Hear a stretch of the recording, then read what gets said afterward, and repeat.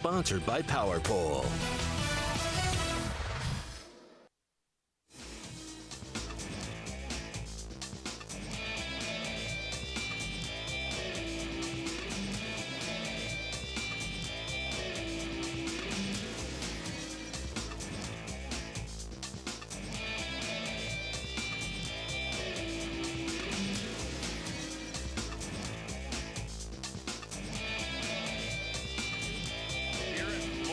Site 1, Bassmaster Elite at the Harris chain.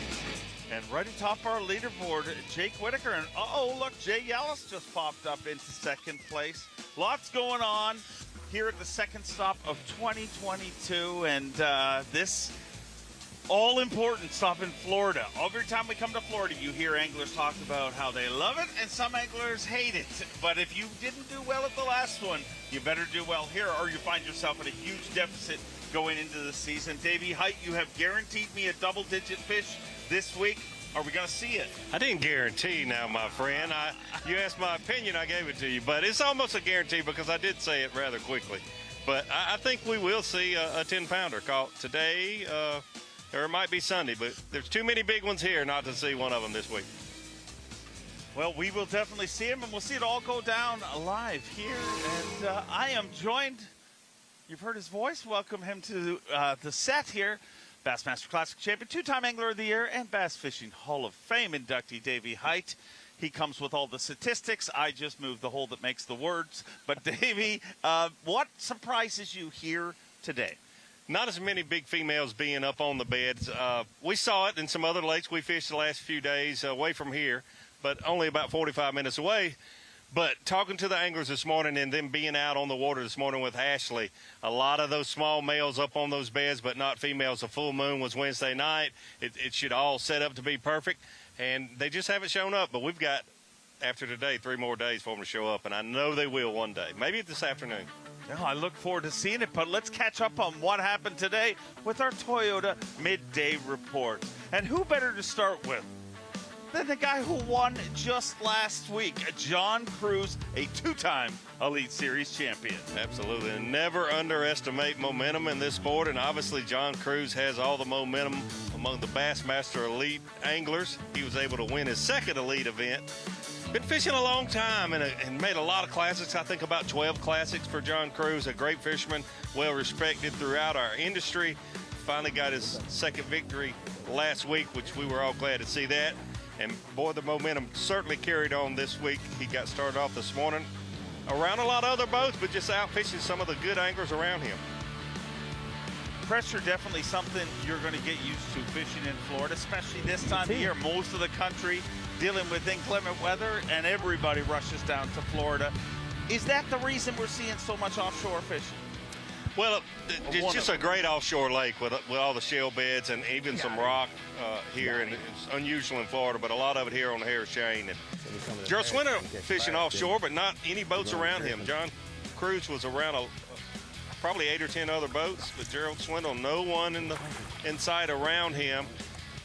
Not catching a lot of fish numbers-wise, but just he said, I got to work at it and just hopefully catch one every 30 minutes, one an hour, and, have a good solid limit when he comes in. And it's been a joy to watch him this morning fishing a vibrating jig you see there. Most often he just needs to upgrade a few and get rid of a couple of those 2-pounders, have a good solid start.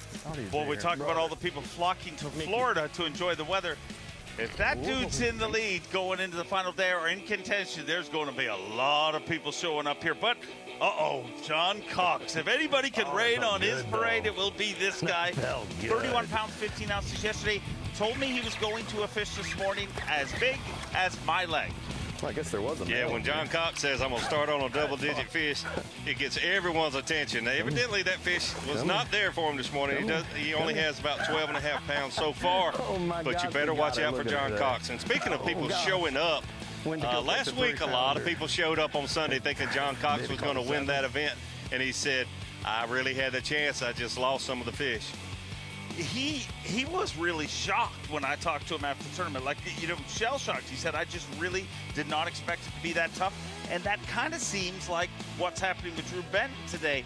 I mean, Benton is one of the best sight anglers we have on tour, and for him to be pulling the plug this early on sight fishing tells you how off it must be. Yeah, you see him right here catching another 2-pounder, maybe 2.5. And that's not what you normally would see from Drew Benton in the sight fishing event. That's why we have a camera in his boat this morning. A lot of high expectations, but they're just not up there. Not a lot of females up there. Drew Benton said maybe they've moved up overnight. And this morning he was not able to locate one of those big females that he really needs to have a good shot at this event. Look at all the tournament winners. Well, I mean, we've already had 2 this year at Bass events, and both of them are in our Toyota Midday report. Brandon Lester won an Open earlier this year and would love to get his first Elite Series victory. Absolutely. Much like John Cruz, had the momentum coming into this tournament after a victory in that Open, and just like John Cruz, got off to a good start this morning. Good solid, at least 7-pound bass there. And he's fishing these shallow reeds for fish that are bedding, but not visually looking at those fish like Drew Benton is trying to do. Some of those other anglers knows that these fish are spawning, but started out this morning just blind fishing, as we like to say. It's an awkward term, but caught some nice fish to get off to a good start. A 4-box Cruz, Swindle, Cox, and Martin right now. Riddle me this, Davey Height. And I was just thinking of watching this. When you look at Brandon Lester, a guy who always fishes the Opens, we have not been here in a long time. Is this one of the situations where the Open anglers are actually going to have an advantage? Meaning that the Opens has come here a bunch, but the Elite Series hasn't been here for 11 years. Yeah, it's probably the only event that I can think of, the only site that I can think of that's like this, that the younger fishermen, the anglers that most recently qualified for the Elites through the Opens, have been here more than the anglers that have been like a Gerald Swindle, who've been fishing the Elites for so long. He fishes some Opens, and actually Gerald might be one of the few exceptions of someone that's been fishing the Elites for 20-plus years, but also continues to fish some of the Opens.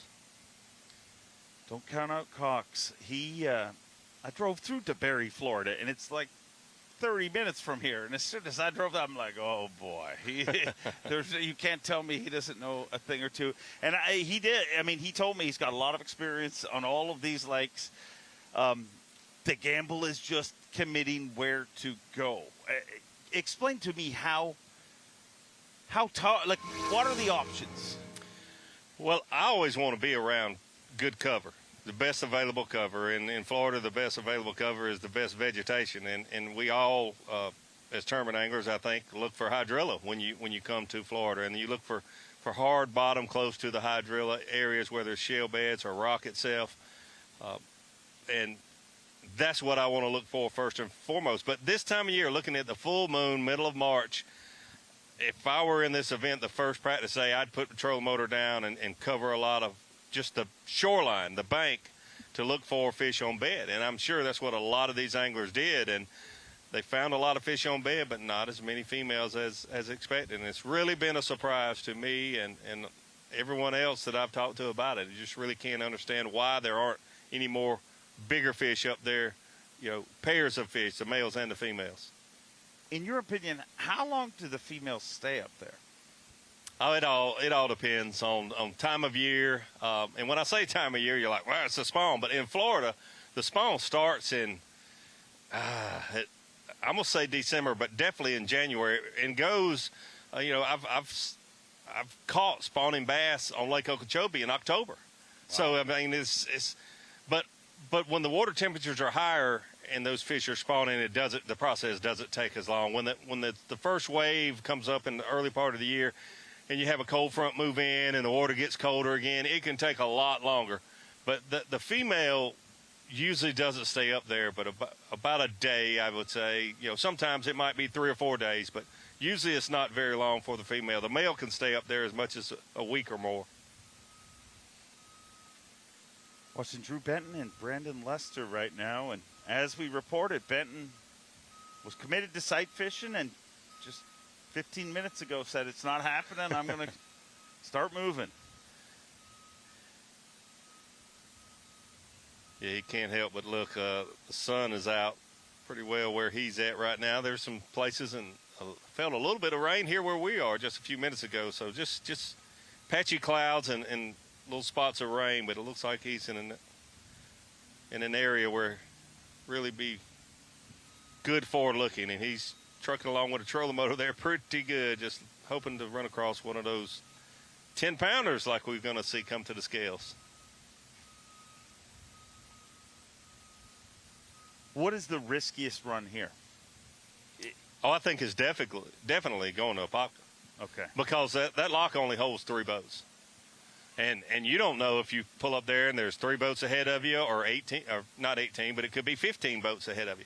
This morning I was talking to some anglers, and I know what was probably going on in their minds, and it definitely was. Like, do you go fish for a couple hours and hopefully those guys have locked through, and then you go and lock through, or you go sit and wait? And the answer I got more often than not is, I don't know what I'm going to do yet. Been thinking about it for a couple days. We did have a camera in Scott Martin's boat, and he chose to go there, and he basically sat for 2 hours waiting on his turn. So we'll see if that pays off. But going over there just limits your time. Coming back is a pound a minute if you're late, up to 15, and then you're DQ'd. Lots of gambling going on here this week. The beautiful Harris chain for the first time in a little over a decade. The Elite Series visits this phenomenal fishery. And Davey Hype may not stick with it, but he guaranteed we will see a double digit. And I think we will see we can't go to Florida and not see a double digit. We'll be right back from the Site 1 Bassmaster Elite at the Harris chain.